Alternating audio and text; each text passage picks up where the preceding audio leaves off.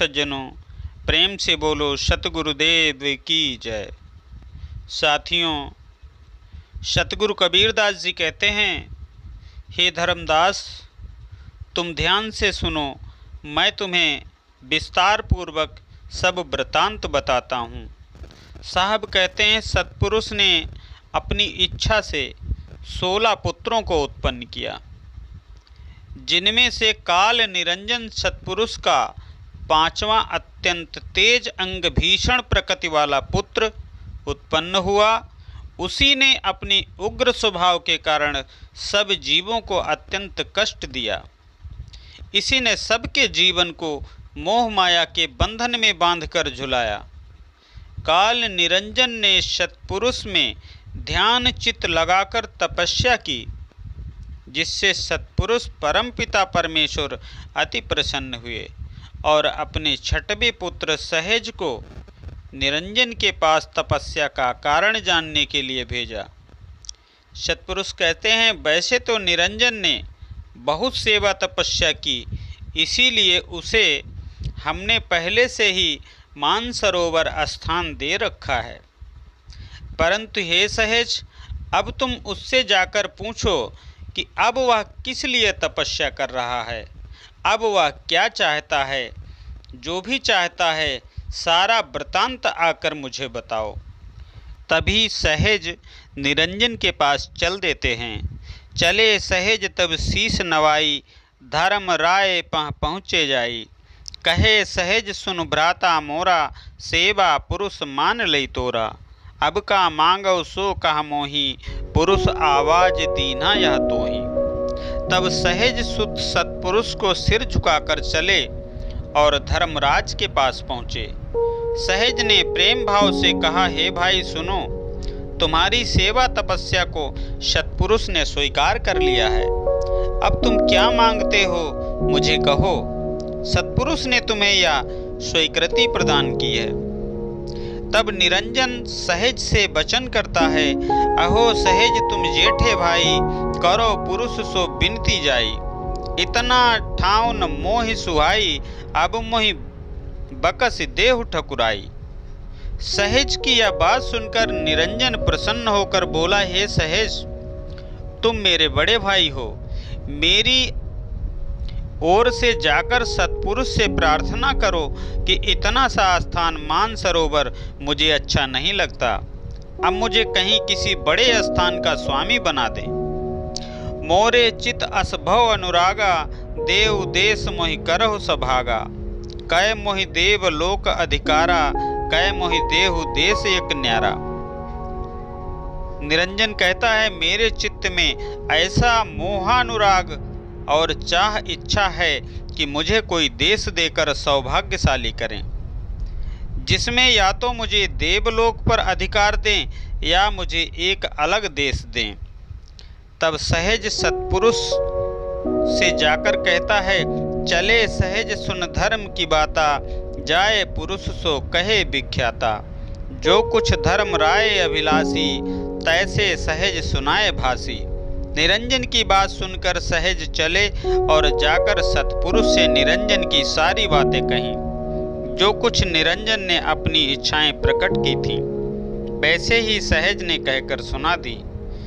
सत्पुरुष वचन सहज के प्रति, सुनो सहज के वचन जब ही पुरुष बने उच्चारऊ। धर्म से संतुष्ट हैं हम, वचन मम उर धारयु। लोक तीनों ताहि दीनों, शून्य देश बसावहु। करहु रचना जाई, तावा सहज वचन सुनावहु। सहज के वचन सुनकर उसी समय सत्पुरुष ने स्पष्ट शब्दों में कहा कि हम निरंजन की सेवा तपस्या से पूर्णतया संतुष्ट हैं। वह हमारे वचनों को अपने हृदय में धारण करें। हमने उसे तीनों लोक दे दिए, उसमें वह अपनी इच्छा के अनुसार शून्य देश बसाए, वहां जाकर वह सृष्टि की रचना करे। हे सहज, तुम निरंजन को जाकर हमारे वचन सुना दो। अब वह तीनों लोकों का स्वामी है, जैसी सृष्टि चाहे उस प्रकार की सृष्टि की रचना कर सकता है। जाहु सहज तुम बेग, अस कही आवो धर्म सो, दिया शून्य कर थेग, रचना बनाई के। सतपुरुष ने कहा कि हे सहज, तुम शीघ्र जाओ और जैसा मैंने कहा वैसा निरंजन से कहा आओ कि उसको उसके कहे अनुसार शून्य का राज दिया। वहाँ जाकर वह सृष्टि की रचना करे। निरंजन को सृष्टि रचना का साज मिलने का वृत्तांत सहज बचन निरंजन के प्रति। आए सहज बचन सुनावा, सतपुरुष जिस कहि समुझावा। निरंजन के पास आकर सहज ने वचन सुनाया। सतपुरुष ने जैसा कहा था वैसा ही समझाया। सतगुरु कबीर बचन धर्मदास के प्रति। कबीर साहब कहते हैं, हे धर्मदास, तीन लोक जब पल में दीन्हा, लख सेवकाय दया अस कीन्हा। सुनत ही बचन धर्म हर्षाया, कछुक हर्ष कछुक विस्माया।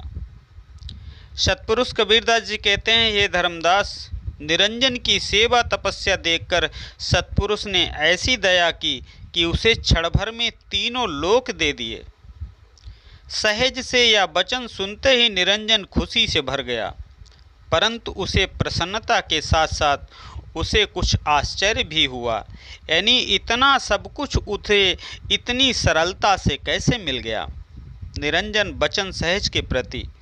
कहे धर्म सुन सहज पियारा, कैसे रचो सृष्टि विस्तारा।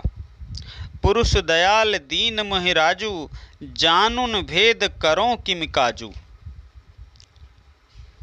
अब निरंजन सहज से कहता है कि हे मेरे प्रिय भाई सहज, मेरी बात सुनो। मैं कैसे किस प्रकार सृष्टि की रचना करके उसका विस्तार करूं। दयालु सतपुरुष ने मुझे तीनों लोकों का राज्य तो दे दिया, परंतु मैं सृष्टि की रचना का भेद नहीं जानता। फिर यह कार्य कैसे करूं। गम में अगम मोह नहीं आई, करो दया सो युक्ति बताई। बिनती करो पुरुष सो मोरी, अहो भ्रात बलिहारी तोरी। कहते हैं, हे सहज, जो सृष्टि मन बुद्धि की पहुँच से परे अत्यंत दुरूह है, वह मुझे रचनी नहीं आती। अतः दया करके मुझे उसकी युक्ति बताई जाए। हे भाई सहज, मैं तुझ पर न्यौछावर हूँ। तुम मेरी ओर से सत्य पुरुष को मेरी यह विनती और कर देना। केहि विधि रचूं नभ खंड बनाई, हे भ्राता सो आज्ञा पाई। मो कहूँ देहु साज प्रभु सोई, जाते रचना जगत की होई।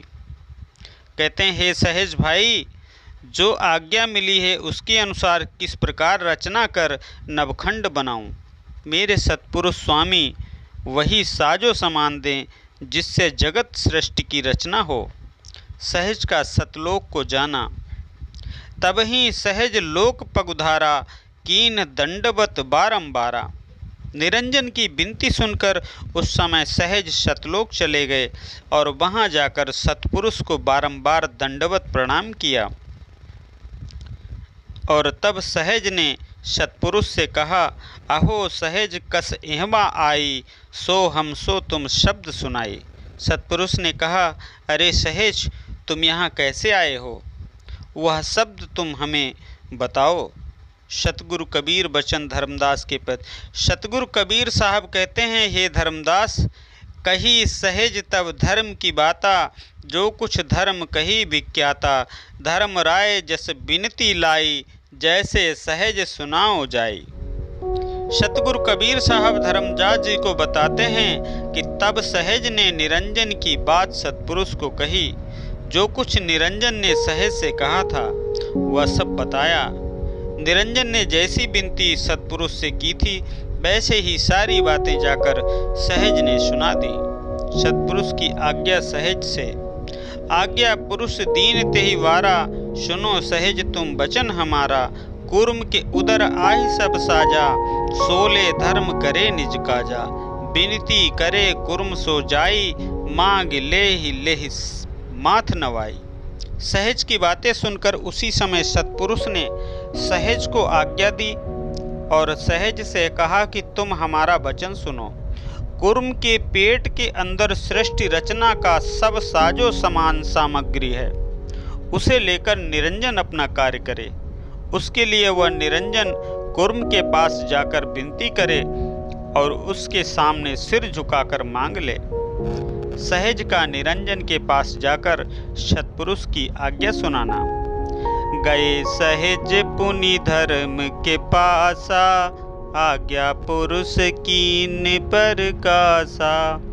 विनती करो कुर्म सो जाई, मांग ले उते ही शीस नवाई। जाए कुर्म डिंग शीस नवावहु, करहि कृपा बहुत तब पावहु। फिर सहज निरंजन के पास गए और उसके सामने सत्पुरुष की आज्ञा प्रकट की। सत्पुरुष की आज्ञा अनुसार कुर्म से जाकर विनती करो और सिर झुकाकर उससे सृष्टि रचना की सामग्री मांग लो। तब तुम कुर्म के पास जाकर सिर झुकाओगे तो तब वह तुम पर बहुत कृपा करेंगे। तब उनसे सब साज सामग्री पाओगे। निरंजन का कुर्म के पास साज लेने को जाना।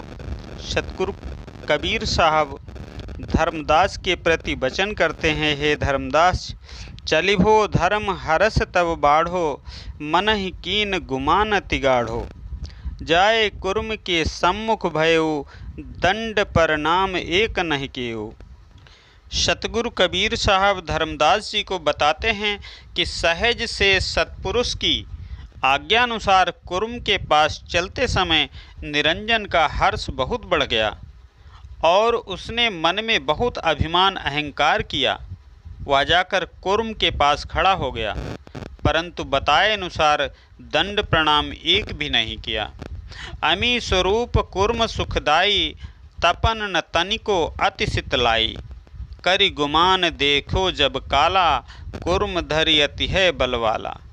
अमृत स्वरूप कुर्म जी सबको सुख देने वाले हैं और उनमें क्रोध एवं अभिमान आदि का भाव जरा भी नहीं है, बल्कि वे अत्यंत शीतल शील स्वभाव के हैं। तब काल निरंजन ने अभिमान करके देखा तो उसे पता चला कि कुर्म जी अत्यंत धैर्यवान एवं बलशाली हैं। 12 पालंग कुर्म शरीरा, 6 पालंग धर्म बलवीरा। धाबे चहुदिस रहे रिसाई, किह विधि लीजे उत्पत्ति भाई। 12 पालंग कुर्म जी का विशाल शरीर है और 6 पालंग बलवान निरंजन का शरीर है। निरंजन क्रोध करता हुआ कुर्म के चारों दिशाओं में दौड़ता रहा और मन में यह विचार करता रहा कि किस उपाय से इससे उत्पत्ति का साजा सामान ले लूं। कीन्हो शेष कोपि धर्म धीरा, जाए कुर्म से सन्मुख भीरा। कीन्हो काल शीस नख घाता, उदर से निकसे पवन अगाता। 3 शीस के 3 अंसा, ब्रह्मा विष्णु महेश बंसा। अर्थात तब निरंजन ने बहुत रोष और क्रोध किया और जाकर कुर्म के सामने भिड़ गया। फिर काल निरंजन ने अपने तीखे नाखूनों से कुर्म के शीश पर आघात प्रहार किया। प्रहार करने से कुर्म के उदर अर्थात पेट से पवन निकले। उसके शीश के 3 अंश सत्य तम रज गुण निकले, आगे जिनके ब्रह्मा विष्णु और महेश नाम हुए।